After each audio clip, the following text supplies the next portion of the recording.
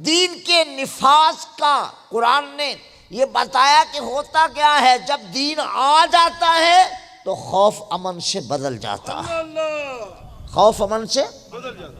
پھر گن پوائنٹ پہ لوگوں کو لوٹا نہیں جاتا، لوگوں کی عزتوں کو پامال نہیں کیا جاتا، وہاں پھر امن ہوتا ہے، چین ہوتا ہے۔ آپ چین نافذ کر دیں، پیسوں کی بات کرتے ہیں آپ، جس بندے کے دل میں رسول اللہ کی محبت آ جائے اور اللہ کا عشق، اللہ کی محبت اور رسول اللہ کا عشق آ جائے، آپ پیسے کیا، وہ تو اپنی جان حاضر کرنے کو تیار ہو جاتا ہے۔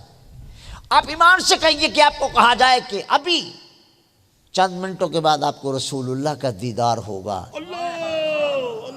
ابھی کہا جائے کہ چند منٹوں کے بعد آپ کو رسول اللہ کا دیدار ہوگا، لیکن ایک شرط ہے، شرط یہ ہے کہ جیسے ہی دیدار ہوگا تمہیں جان دینی پڑے گی۔ ہاں جی، لبیک یا رسول اللہ، لبیک یا رسول اللہ۔ آپ یہ بتائیے کہ آپ رسول اللہ کا ایک دیدار، ایک جھلک دیکھنے پر جان دینے کو آج 2020 میں بھی آمادہ ہیں۔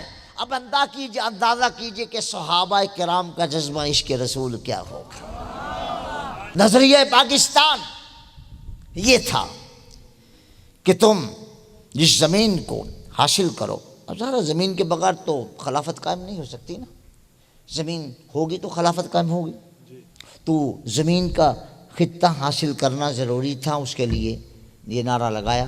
پاکستان کا مطلب کیا؟ لا الہ الا اللہ، لا الہ الا اللہ۔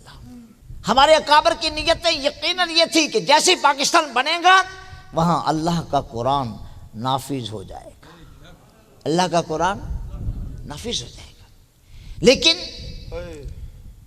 اب 73 سال گزر گئے، میں تو پاکستان بننے کے بعد کی پیدائش ہوں، پاکستان بنے کو 73 سال ہو گئے، کتنے؟ جی بتائیے کہ ہم نے، اب آپ بچوں کی میں کیا بات کروں جو 20 سال کے ہیں، 22 سال کے ہیں، اس سے تھوڑا اوپر ہیں، تھوڑے اوپر بھی ہیں، تھوڑے اوپر نیچے عمروں کے، ان سے میں کیا شکایت کروں؟ آخر بیٹا مجھے ان سے کوئی شکایت نہیں، مجھے تو ان کے ابوں سے شکایت ہے، مجھے ان کے دادوں سے شکایت ہے۔ اگر ان کی تربیت کی ہوتی تو آج یہ رسول اللہ کی سنت سے مزین ہوتے، رسول اللہ کا دین ان پر نافذ ہوتا۔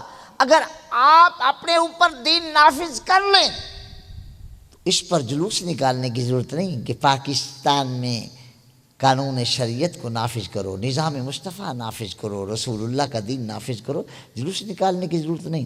آپ نے نافذ کر دیا اپنے اوپر تو دیکھنے والے کو پتہ لگ جانا تھا کہ یہ کیا چاہتے ہیں،